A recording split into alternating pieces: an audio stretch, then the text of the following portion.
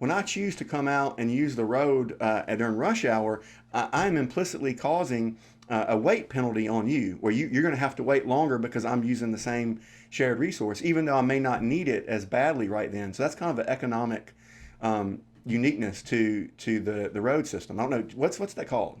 It's called external diseconomies or negative externalities.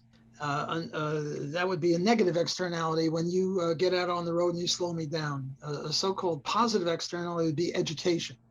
You're only going to get as much education as benefits you.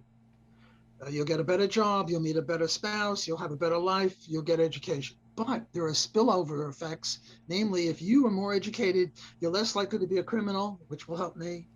You're more likely to vote better, so we'll have better politicians, so you're benefiting me. So that's called a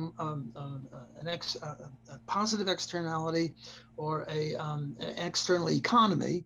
And it's supposed to be a market failure because under the free enterprise system, you're only going to have as much education, you selfish creature, you, to benefit you. You're not going to take into account the fact that you could benefit me. So the government should encourage you to have more education, to take into account these spillover effects.